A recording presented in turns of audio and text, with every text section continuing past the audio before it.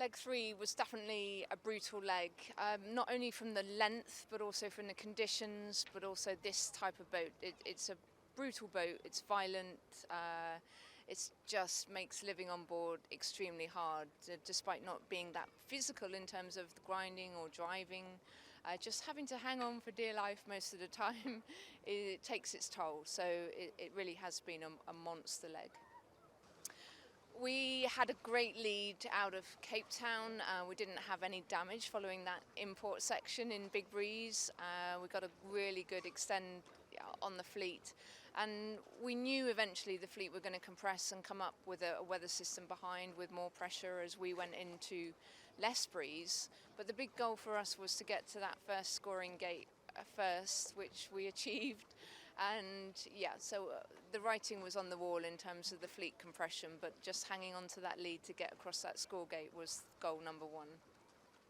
Living on board these boats is really atrocious in terms of just being able to move around.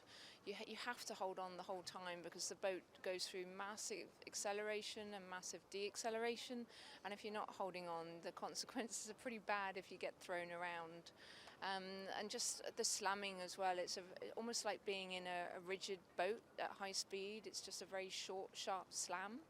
And yeah, so trying to sleep is really hard, and then even the basics in life, just moving around, getting your clothes on and off, going to the toilet, it's all hard, and it builds up over time. It just takes that toll, that relentless same after same after same, but you know it's not going to last forever, so you just got to push through.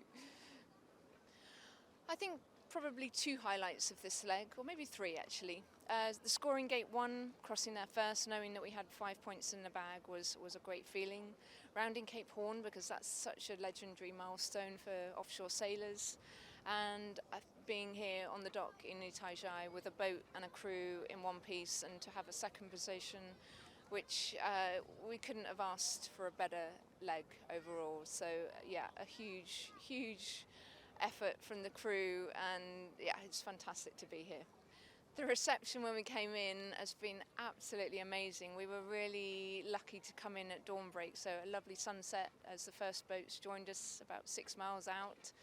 We had some great escort boats, helicopter, some tugboats that came out. I mean, it was just amazing how many boats came out to watch and support. And as we came down the river here in Itajaí, the amount of people that are standing on the breakwater there cheering us in, and here once we arrived on the dock, it's been so friendly, so positive. It's got a great atmosphere here, and I can't wait to experience the village today.